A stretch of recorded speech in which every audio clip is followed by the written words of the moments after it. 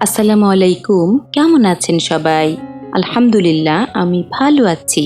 টানা বৃষ্টি হলেই মনে হয় বিভিন্ন গাছের কাটিং করে চারা বসিয়ে দেই।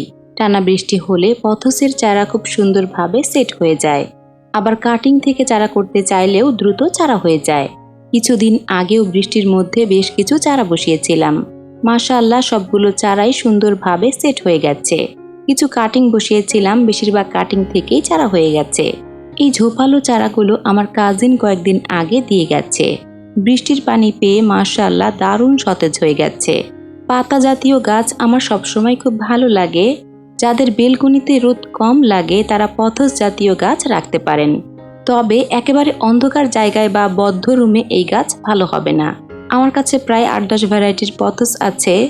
যত্ন বলতে হালকা রোদ লাগে এমন জায়গায় রাখা, মাটি শুকালে পানি দেই। এটার আইডি মার্বেল কুইন। অনেক ছোট টবে আছে গাছটা, রিপোর্টিং করার দরকার ছিল। এটা আরো একটা বড় টবে সেট করা আছে, তাই ভাবলাম এটা থেকে চারা বসিয়ে দেই।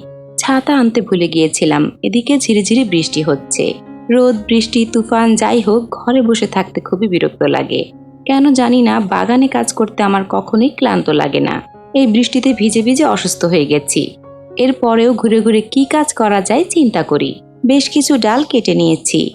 এবার ২-৩টা গিট সহ ডালগুলো কেটে নিব। চাইলে একটা করে গিটও কেটে নিতে পারেন। আমি একটু বড় বড় করেই কাটবো। একটা করে গিট নিলে চারা সেট হতে অনেক সময় লাগে। আর ডাল যেহেতু আছেই, বেশি ছোট করলাম না। পথসের কাটিং লাগানোর জন্য মাটি রেডি করবেন কিভাবে? মাটি, বালি, কোকোডাস্ট সমপরিমাণ। এর সাথে ১.৫-২ মুঠ ভার্মি কম্পোস্ট, অল্প ছত্রাকনাশক ভালোভাবে মিশিয়ে মাটি রেডি করে নিই। কোকোডাস্টের বদলে ধানের চিটাও ব্যবহার করতে পারেন। তবে সিদ্ধ করা চিটা ব্যবহার করবেন, না হয় ধান গাছ হয়ে যাবে। বৃষ্টির জন্য অনেক পার্সেল জমা হয়ে আছে, কুরিয়ার করা সম্ভব হচ্ছে না। অনেকেই বলেন, আপু আপনার পেজ খুঁজে পাচ্ছি না।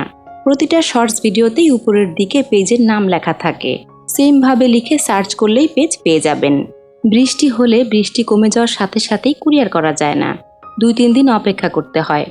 গাছের অবস্থা বুঝে তারপর কুরিয়ার করি। সবাই ভালো থাকবেন। সবার জন্য শুভকামনা।